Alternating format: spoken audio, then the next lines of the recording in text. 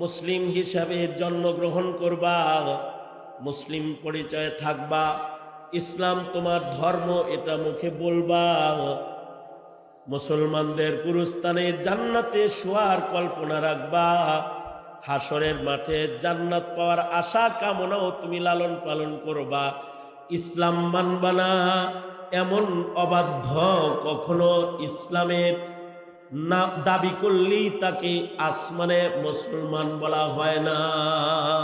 সূর্য সৃষ্টির পর থেকে যেখান থেকে উদয় হচ্ছে আর যেখানে ডুবে যাচ্ছে, আজও সেখান থেকেই উদয় হয় আর ডুবে যায় আল্লাহর নির্বাচিত জায়গায়। আল্লাহর নির্বাচিত কক্ষপথে ওরা চলতে রয়, কোনোদিন নিজের ইচ্ছায় নিজের রুট রাস্তা পরিবর্তন করে নাই। শীতের দিনে যে পথে চলতে বলেছেন সে পথে চলছে, গরমের দিনে যে পথে চলতে বলেছেন সে পথে চলছে। নিজের ইচ্ছায় উদয় অস্তের সময়ে এক সেকেন্ডের কোনো ব্যবধান তারা করে না। নিজস্ব এই ইচ্ছা শক্তি আল্লাহ তাআলা তাদের দেন নাই। জামাদাত নাবাতাত যত মখলুকাত আছে একই হালাত। হ্যাঁ, কিছু হাইওয়ানাতকে ইচ্ছা দিয়েছেন কিন্তু তাদেরকে ইচ্ছা বাস্তবায়ন ক্ষমতা দান করেন নাই, অথবা নিজের ইচ্ছাকে ব্যক্ত করার ভাষা জবান তাদের আল্লাহ তাআলা দেন নাই। যেমন গরুরও মনে চায় একটু পায়চারি করি ঘুরি, কিন্তু তার ইচ্ছায় তার পায়চারি করার সুযোগ নাই। তার মনিব যেই খুঁটিতে তাকে বেঁধে রেখেছে এই খুঁটির ভেতরেই তার দিন কেটে যায়। মুরগি যেটা ফার্মের খাঁচায় বন্দি আছে, ওর মনিব সারা বছর ওকে বন্দি করে রাখছে, নিজের ইচ্ছায় সেখান থেকে বের হয়ে এক কদম হাঁটার ক্ষমতা তার নাই। ছাগল তার বাচ্চাকে দুগ্ধ পান করানোর ক্ষমতাও তার নাই। গরুর তার বাচ্চাকে দুধ খাওয়াইতে মনে চায়, কিন্তু বাড়ির মালিক সকল দুধ দহন করে বালতিতে ভরে হাটে লয়ে যায়। গরু কান্দে তার বাচ্চার দিকে তাকায়, কিন্তু নিজের ইচ্ছায় তার এ ক্ষমতা নাই, তার এ শক্তি নাই যে সে নিজের ইচ্ছায় এক কদম আগাবে, এমন কোনো ক্ষমতা তার নাই। আল্লাহ তাআলা তাকে ইচ্ছা দিয়েছেন, কিন্তু নিজের বাচ্চাকে দুগ্ধ পান করার বাস্তবায়ন ক্ষমতা দেন নাই। বাচ্চার দিকে তাকায় তাকায় চোখের পানি ফেলে, এরপরও নিজের মনিবরে এ কথা বলার ক্ষমতাও তার ভাষা নাই যে মনিব সবগুলো দুধ বাজারে নিবেন না, আমার বাচ্চাকে আমার খাবার খাওয়াইতে মনে চায়। এতটুকুন ক্ষমতা আল্লাহ তাআলা তাদের দেন নাই। খেলাফ বনি আদম ইনসানকে আল্লাহ তাআলা এই শক্তি দান করেছেন যে সে তার ইচ্ছাকে বাস্তবায়ন করতে পারে, ইখতিয়ারটা বাস্তবায়ন করার ক্ষমতা আছে, এবং নিজের ইচ্ছাকে ব্যক্ত করার জবানও আল্লাহ তাআলা তাকে দান করেছে। এই যে ইচ্ছা শক্তি দিছেন আর ইচ্ছা বাস্তবায়ন ক্ষমতা দিছেন আর ইচ্ছাকে ব্যক্ত করার ভাষা দিছেন, মানুষের সাধনা আর সফলতা সেখানেই হবে যে তার ইচ্ছাকে ব্যক্তও করবে না, তার ইচ্ছাকে বাস্তবায়নও করবে না, রবের ইচ্ছাকে বাস্তবায়ন করবে, নিজের ইচ্ছাকে দমন করবে, নিজের নফসানিয়তকে কাবু করে রাখবে, আল্লাহ পাকের ফয়সালাকে সে গ্রহণ করে চলবে। এই রংটা আল্লাহ তাআলা বনি আদমের কাছে দেখতে চায়। বনি আদমের নিজস্ব ইচ্ছা বাস্তবায়ন ক্ষমতা আছে, এ কারণে পৃথিবীর মাটিতে এমন মানুষের অস্তিত্ব পাওয়া যায় যারা 40 বছরের ভেতরে রাত্রে ঘুমায় নাই। তাদেরও মনে চাইছে রাতের বেলায় ঘুমাইতে, বিবির কাছে যাইতে, ইমামে আজম আবু হানিফা রহমাতুল্লাহি আলাইহি সুদীর্ঘ 40 বছর পর্যন্ত এশার ওযু দিয়া ফজরের নামাজ আদায় করেছেন। সুবহানাল্লাহ। আগামীকালকে বললেন কত বছর? 40 দিন না, কিন্তু 40টি বছর পর্যন্ত এশার ওযু দিয়া তিনি ফজরের নামাজ আদায় করেছেন। কেন এই 40 বছরের ভেতরে কি ইমাম আজমের ঘুমাইতে মনে চায় নাই? ওনার কি খাহেসাত অন্য কিছু কখনো আসে নাই? বিবির কাছে থাকতে মনে চায় নাই? থেকেছেন, কিন্তু এশার ওযু দিয়া 40টি বছর সাধনা করে নিজের সব ইচ্ছাকে কোরবানি দিয়ে রাতের সময়গুলোকে রবের সন্তুষ্টিতে ব্যয় করেছেন। সুদীর্ঘ 40 বছর এশার ওযু দিয়া ফজর পড়েছেন। এই যে ইচ্ছা বাস্তবায়ন ক্ষমতা, এটা আল্লাহ তাআলা বনি আদমকেই দান করেছেন।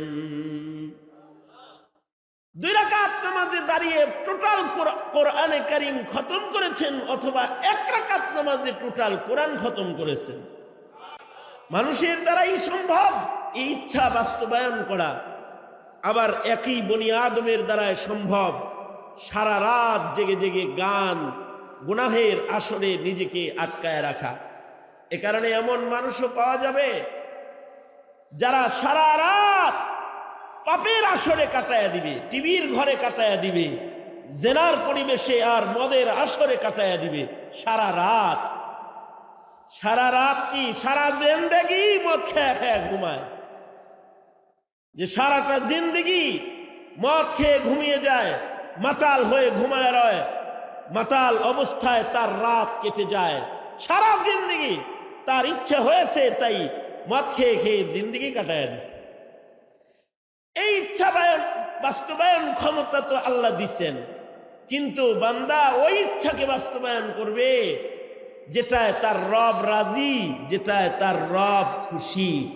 যেমনটি সাহাবায়ে কেরাম করেছেন, যেমনটি তাবেঈন ওলি বুজুর্গ আল্লাহর ইচ্ছাকে জীবনে বাস্তবায়ন করেছেন, নিজের ইচ্ছাকে আল্লাহর ইচ্ছার কাছে বিক্রি করে ফেলছেন। এক বুজুর্গকে জিজ্ঞাসা করা হয়, হযরত কেমন আছেন?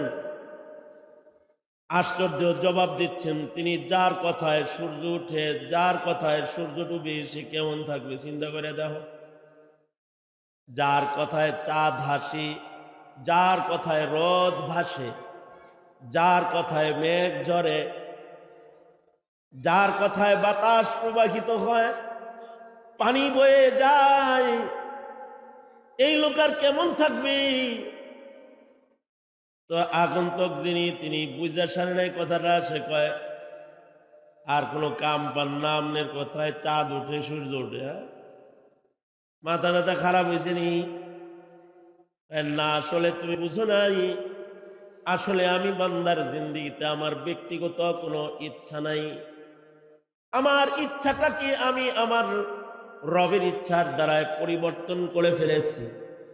তাই যখন সূর্য উঠে আমার আল্লাহর ইচ্ছায়, সেটাও কেমন যেন আমার ইচ্ছায় উঠতেছে। যখন ঝড় হয় আল্লাহর ইচ্ছায়, সেটাও যেন আমার ইচ্ছায় চলতেছে। এ কারণে এই বুজুর্গরা আল্লাহ পাকের নিজামের উল্টাও দাঁড়াইতে ভয় করতেন।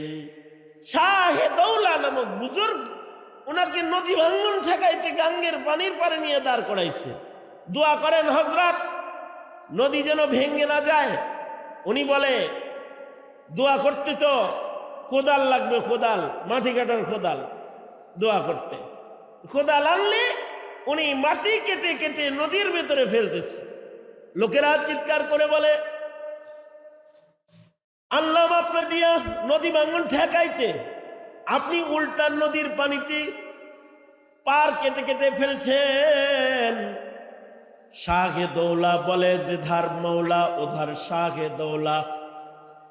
আল্লাহ যেই দিকে আমি ওই দিকে, আমার রবের ইচ্ছা যেটা আমার ইচ্ছা সেটা। আমার রব চাই ভাঙ্গা যাক, আমিও চাই ভাঙ্গা যাক। তোমরা উল্টা দাঁড় করাইতে আমার আনছো, না না না, আমি এত বোকা না। আমার মাওলা যে দিকে আমি ওই দিকে, জিধার মাওলা উধার শাহে দৌলা। যেখান থেকে কোদাল দিয়ে কোপ মেরা মাটি ফেলছে, আল্লাহ তাআলা মাটি কি আদেশ করেছে, সাবধান। এখন কিন্তু এমন বান্দা তোর উপরে দাঁড়াইছে যার পায়ের বরকতে আর মাটি ভাঙার অনুমতি নাই। তার একটা সম্মান আছে, সে আমার ইচ্ছা বাস্তবায়নকারী, আর আমি তো এমন বান্দার ইচ্ছা বাস্তবায়নকারী। আর মাটি যেন ভেঙ্গে পড়ে না যায়, ইচ্ছা শক্তিকে জলাঞ্জলি দেওয়ার মাধ্যমে রবের কাছে বান্দা প্রিয় পাত্রে পরিণত হয়ে যায়, প্রিয় হয়ে যায়। এ কারণে আমাদের আকাবির বুজুর্গরা সারা রাত 2 রাকাত নামাজের ভেতরে সারা রাত নামাজ পড়ে পড়ে রাত কাটাইয়া দিচ্ছেন। 2 রাকাত নামাজে সারা রাত কাটাইছে। যেমন হযরত উসমান গনি রাদিয়াল্লাহু আনহু, তিনি 2 রাকাত নামাজে কোরআনে কারীম খতম করেছেন, কখনো কখনো 1 রাকাত নামাজে কোরআন খতম করেছেন। সুবহানাল্লাহ।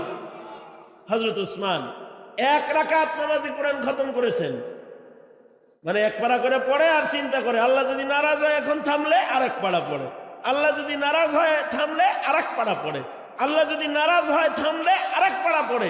এভাবে সারা রাত খাতমে কোরআন 1 রাকাতের ভেতরে শেষ হয়ে গেছে। হযরত উবাই ইবনে কাব রাদিয়াল্লাহু আনহু 2 রাকাত নামাজে 1 খতম কোরআন পড়েছে। হযরত তামিমে দারি রাদিয়াল্লাহু আনহু 1 রাকাত নামাজে 1 খতম কোরআন মজিদ পড়েছে।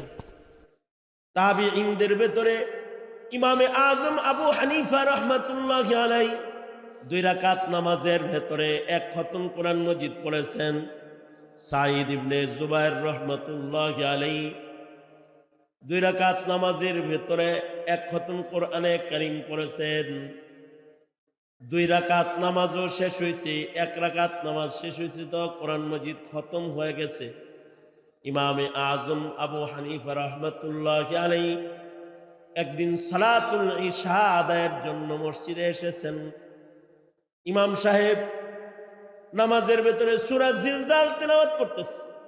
ফামান ইয়ামাল মিসকালা যাররাতিন খায়রান ইয়ারাহ ওয়া মান ইয়ামাল মিসকালা যাররাতিন শাররান ইয়ারাহ। ছোট্ট একটা ভালো কাজ করলে এটা আমার, ছোট্ট একটা জাররা গুনাহ করলে এটাও থাকবে। শোনার পরে ইমামে আজমের খোদা ভীতি বেড়ে গেছে, আল্লাহর ভয়ে আর মসজিদের বাইরে যাওয়ার ক্ষমতা হারায় ফেলেছে। ইশার নামাজ পড়ে মসজিদের ভিতরেই মুসল্লা দিয়ে দাঁড়ায় গেছেন, নফল নামাজ শুরু করেছেন। মুয়াজ্জিন সাহেব 1-2 পারা তেলাওয়াত শুনেছে, পরে চিন্তা করলেন আজকে ইমাম জলদি কোরআন পড়া বন্ধ করনেওয়ালা নয়। মুয়াজ্জিন দরজা চাপায়া বাড়িতে চলে গেছে।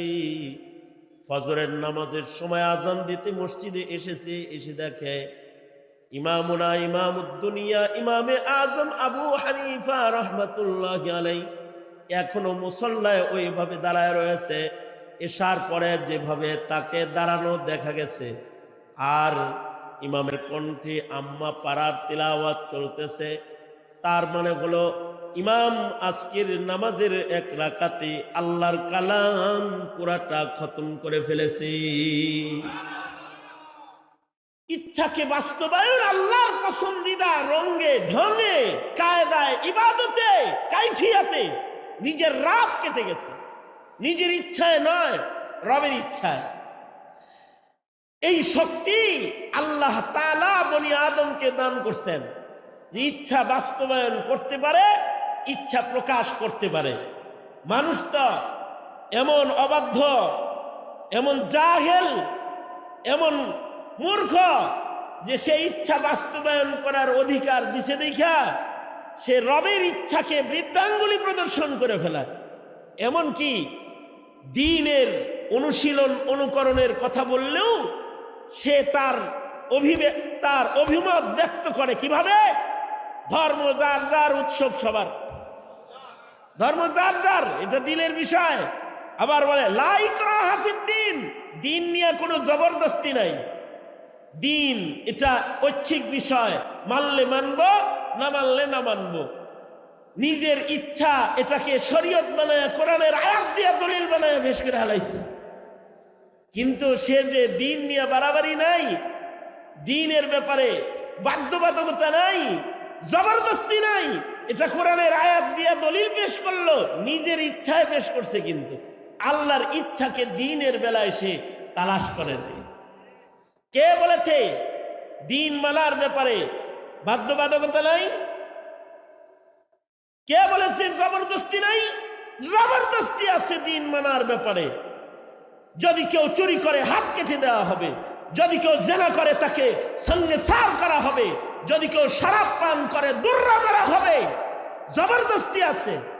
হ্যাঁ, তখন জবরদস্তি যখন সে দ্বীনের সৈনিক হিসেবে, মুসলিম হিসেবে দাবি করবে। হ্যাঁ, দ্বীন কালেমা পড়ার ব্যাপারে, দ্বীন মানার ব্যাপারে কাফেরদের উপরে জবরদস্তি নাই। যে মুসলিম হয় নাই তাকে জোর করে নামাজ পড়ানোর দরকার নাই। কিন্তু মুসলিম সমাজে নামাজ পড়ে না, তো আইন কায়েম করো, যারা বেনামাজিও করে জেলখানায় পাঠায় দাও, বন্দিশালায় পাঠায় দাও। এমনকি যারা মুসলিম দাবি করে ইবাদত বন্দিগি বর্জন করবে, ইমাম আইম্মায়ে মুজতাহিদিন তো বলে তার গর্দান কেটে দাও, গলা কেটে দাও। আল্লাহর বিধানকে বৃদ্ধাঙ্গুলি প্রদর্শন করে গর্দান কেটে দাও। এত বাধ্যবাধকতা আছে। হ্যাঁ, বাধ্যবাধকতা তার নাই যার মুখে কালিমাই নাই। যার মুখে কি নাই? জোরে আওয়াজ করে বলেন, যার মুখে কি নাই? কালিমাই নাই, সে মুসলমানই না। তুই দাবি করবি তুই মুসলিম, মরার পরে কাফন পড়ার দাবিদার, মৃত্যুর পরে মুসলমানের গুরুস্থানে দাফন হওয়ার দাবিদার, মুসলিম পরিচয়ে গুরুস্থানে যাওয়ার দাবিদার, আর মুসলিম হিসেবে আল্লাহর আদালতে দাঁড়ানোর আশাও তুমি করো, তাহলে তোমার দ্বীনের ব্যাপারে বাধ্যবাধকতা রয়েছে, জবরদস্তি রয়েছে। তুমি যদি দ্বীন না মানো তো শরিয়া, হুকুমতে শরিয়া তোমাকে গর্দানে ধরে তোমাকে মুসলমান বলে ছাড়বে। এটা দ্বীনের অধিকার, জবরদস্তি রয়েছে এখানে। বলবেন বিষয়টা কেমন?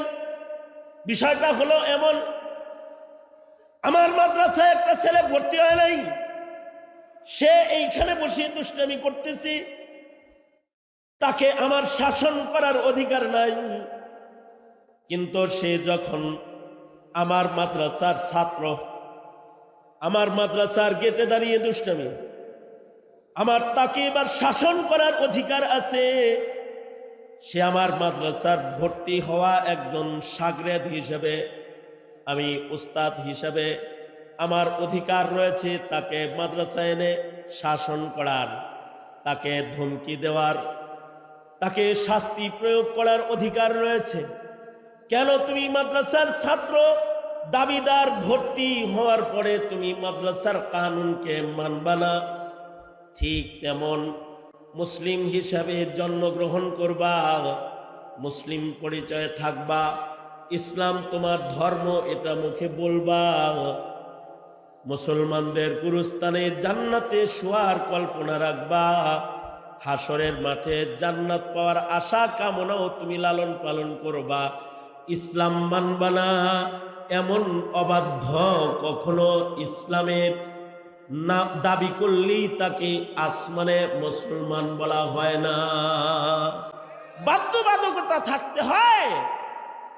এ কারণে আমার দেহ আমি দেব, যারে খুশি তারে দেব, এটা বলার মতো ভাষা আল্লাহ দান করেছেন।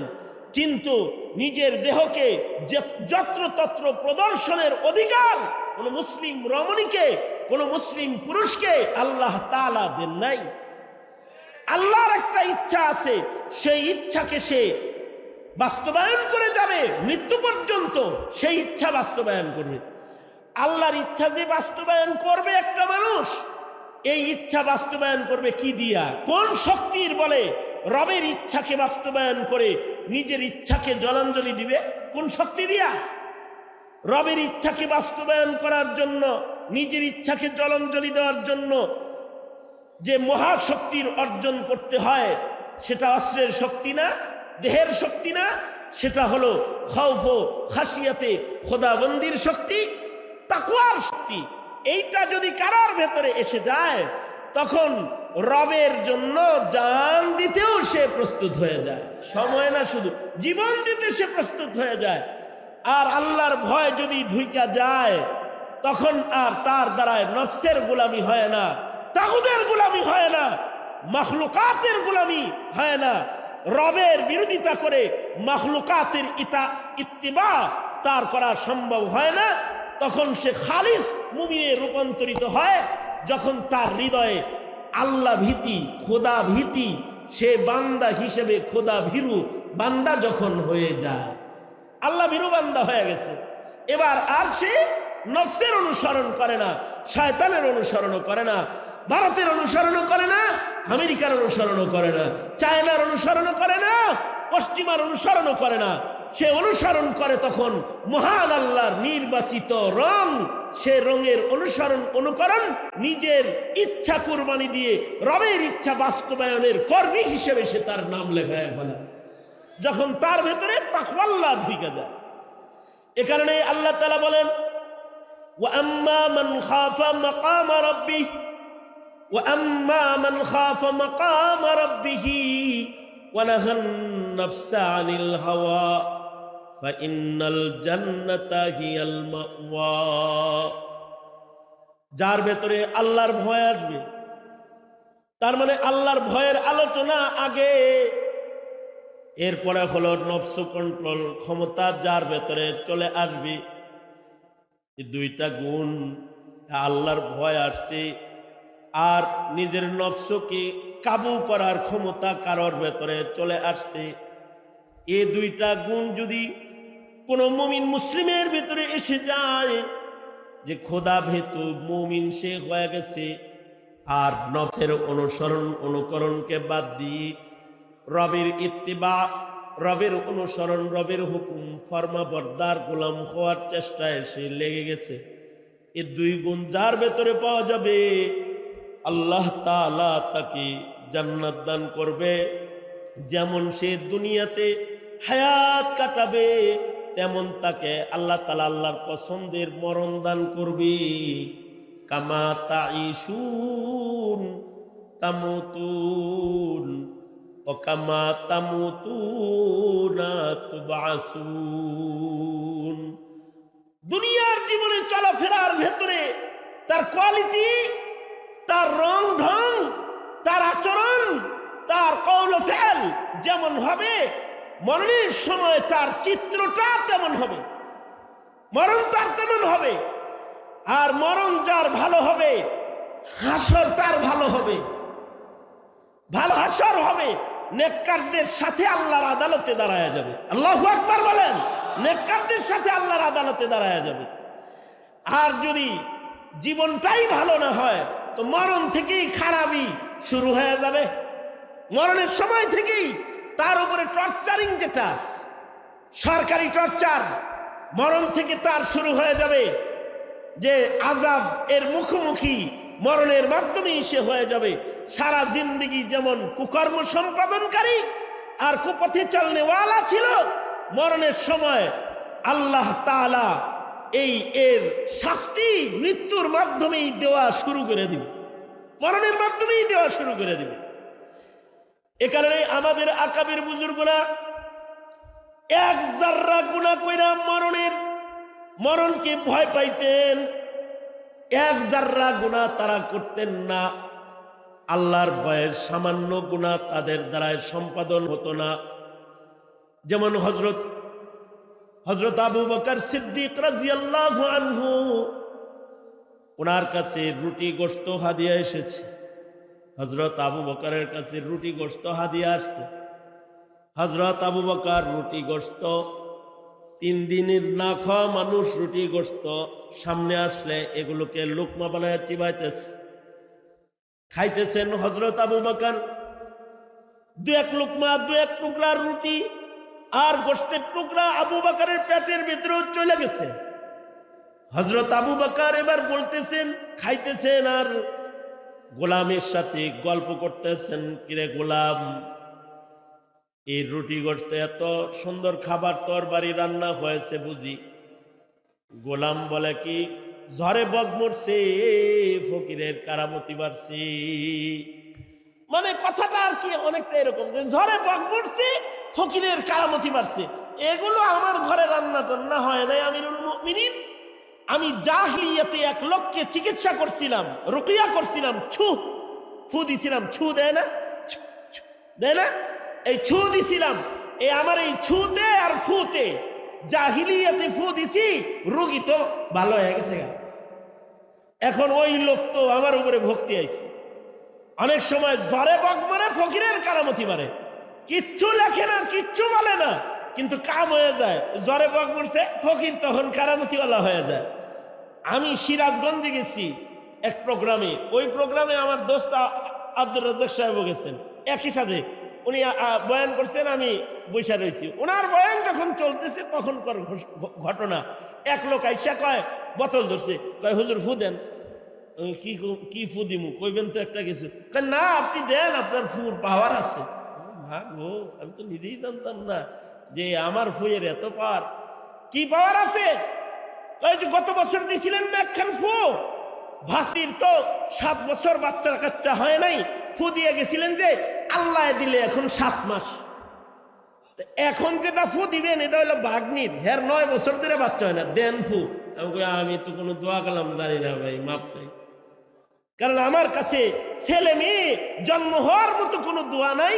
কারণ ছেলে মেয়ে জন্ম হওয়ার দোয়া আল্লাহ শিখাই দিছে, ওইটা পড়তে কনগা। সন্তান দেনেওয়ালা জাত হইলেন আল্লাহ, আল্লাহ বাচ্চা দিবেন। কয় যে না আপনি ফু দিছিলেন যেটা কয়ে হেটা কয়ে দেন। আমি কই আমি তো সাধারণত এই কথা বলে ফু দেই, মাই কুছ জানতা নেই, তেরে বান্দা মানতা নেই। আল্লাহ আমি কিছু জানি না, তোর বান্দায় মানে না দেখা ছু কয় এইটা কয়েই দেন। জ্বরে বক মারে, ফকিরের কারামতি মারে। এই গুলাম বলে আমিরুল মুমিনিন ঝড়ে বক মরে, ফকিরের কারামতি মারে, এরকম একখান বক্তব্য। আমিরুল মুমিনিন আমি একজন রে ছু বলছিলাম, সে তো ভালো হয়ে গেছে গা।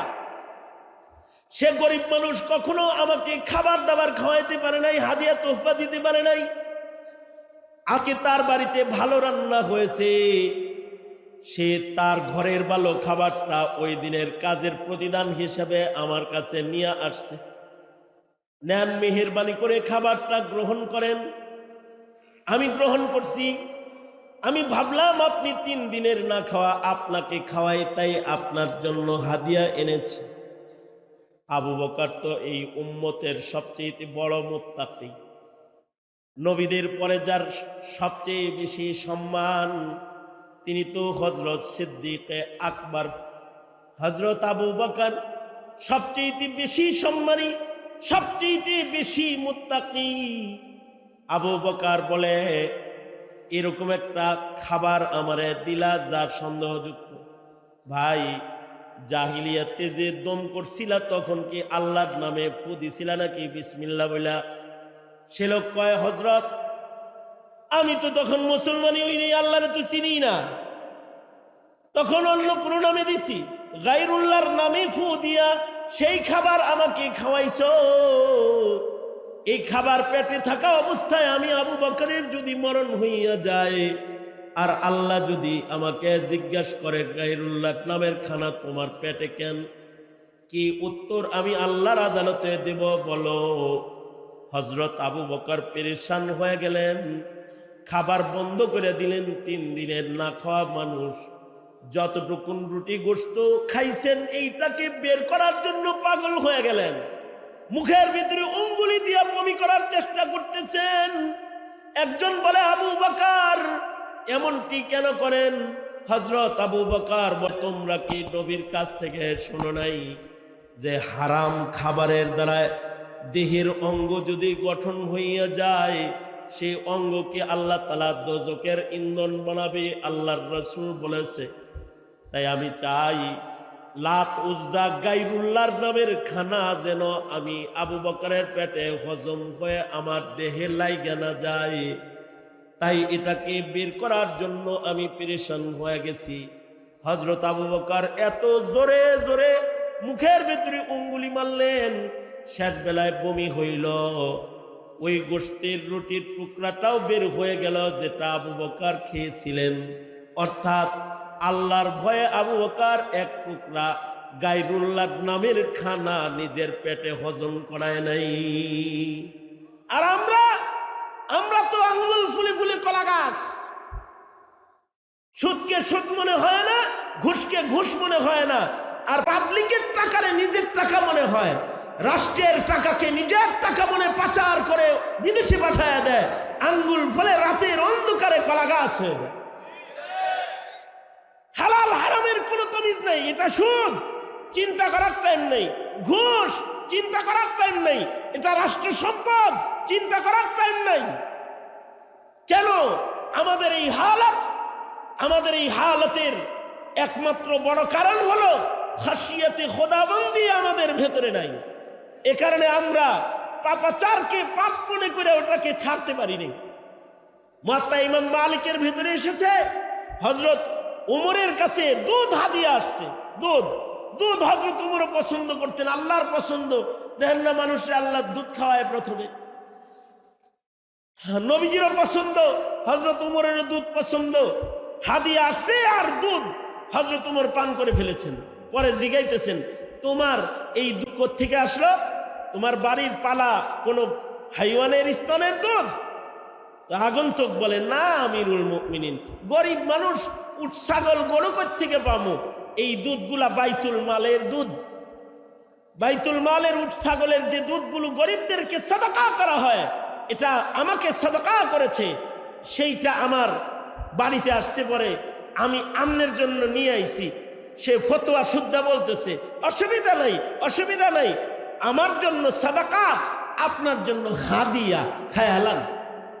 হযরত উমর বলেন, ফতোয়াও তো ঠিক আছে, কিন্তু এই দুধ পেতে লইয়া যদি আমি উমরের মরণ হয়ে যায়, আর আল্লাহ যদি আমাকে বলে, উমর তোমার খেলাফত শাসন আমলে তোমারই বাইতুল মালের দুধ তোমার পেটে যে দেখা যায়, ওই সময় ব্যাখ্যা দেওয়ার মতো যোগ্যতা এই উমরের আল্লাহর আদালতে দাঁড়ায় ব্যাখ্যা দেওয়ার যোগ্যতা নাই। এ কারণে হযরত উমর নিজের মুখে অঙ্গুলি দিয়া বমি করে, পানি পান করে, নিজের পেটকে বারবার বমি করে ড্রেসিং করলেন, অর্থাৎ পেটের দুধকে হযরত উমর বের করে ফেললেন। অতটুকুন সন্দেহযুক্ত খাবারও খেলেন না। হাসানাতুল আবরার সাইয়াতুল লিল মুকাররাবিন, সন্দেহযুক্তও না। খাবার তো ওনার জন্য হালাল, কিন্তু ওনার জন্য এটা অপরাধ হতে পারে, এই কারণে উনি পেটের এই দুধটুকুনকেও বের করে ফেললেন। এটা তাকওয়া আল্লাহর কারণেই সম্ভব হয়েছে। তাকওয়া আল্লাহর কারণে গুনাহ বর্জন করা সম্ভব হয়।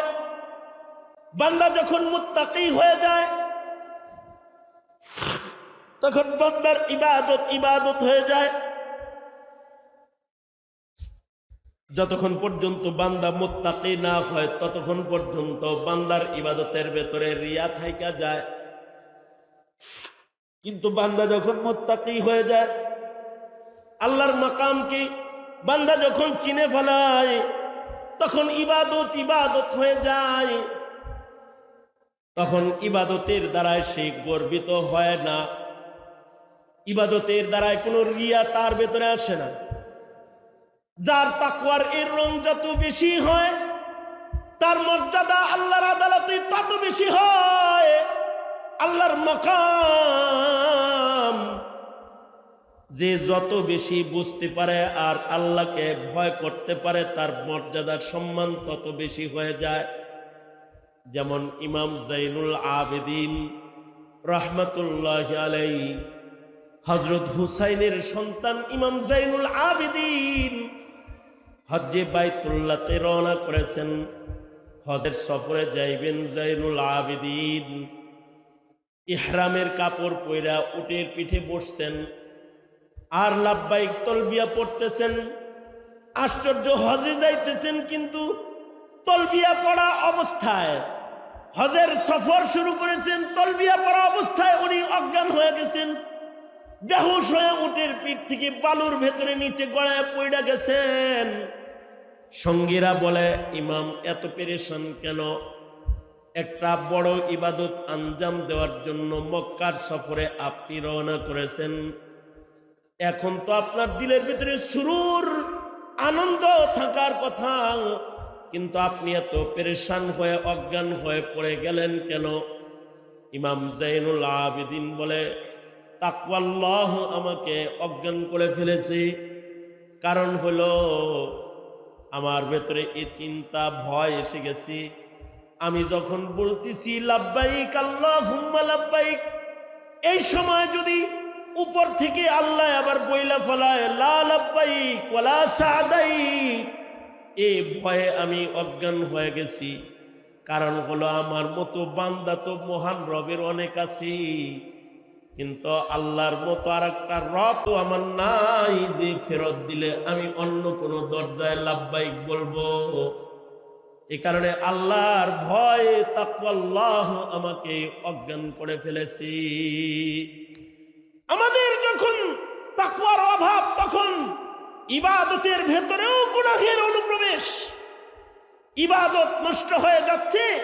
এমনকি মুলতাজমে দাঁড়ায় সেলফি চলছে, ওয়াজ মাহফিলে বসে বসে সেলফি চলছে, অথবা মসজিদের নববীতে রাসূলের রওজায় দাঁড়ায় দাঁড়ায় লাইভ চলছে, সেলফি চলছে।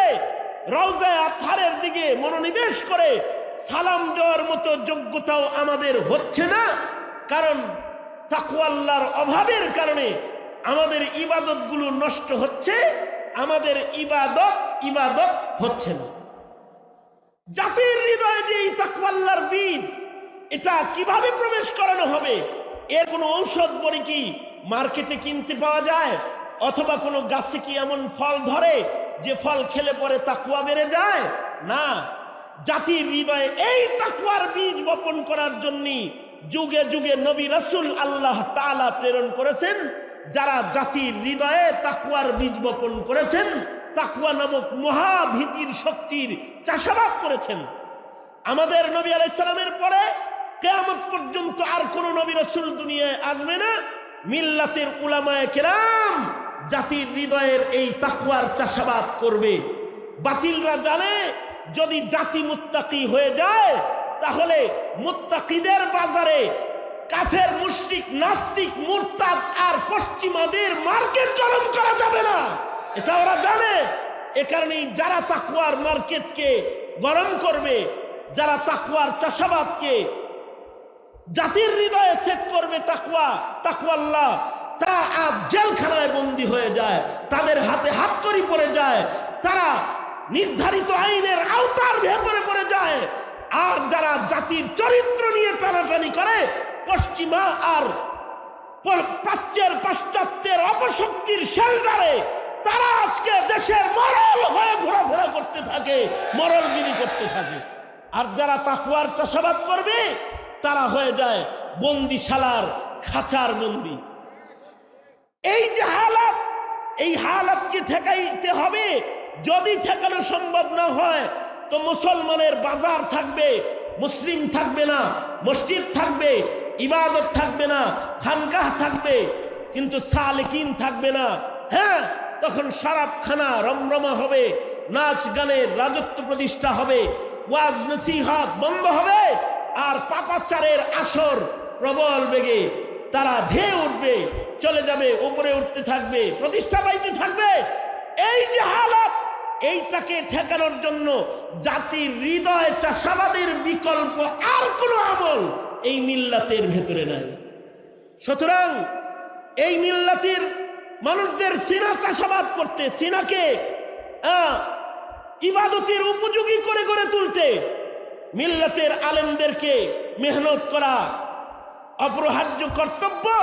আর জাতিকেও মিল্লাতের আলেমদের কাছে নিজেদেরকে পেশ করা তাদের অপরিহার্য কর্তব্য। আল্লাহ তাআলা আমাদের সবাইকে এই সহি বুঝার তৌফিক দান করেন এবং আমাদের হৃদয়কে তাকওয়ার দৌলত দিয়ে মালামাল করে নিজের খাহেশাত আর নফসানিয়তকে কোরবানি করে আল্লাহর ইচ্ছাকে বাস্তবায়ন করে কদম কদম চলার তৌফিক আমাদের আল্লাহ তাআলা দান করেন। আমিন। ওয়া আখিরু দাওয়ানা আলহামদুলিল্লাহি রাব্বিল আলামিন। আসসালামু আলাইকুম।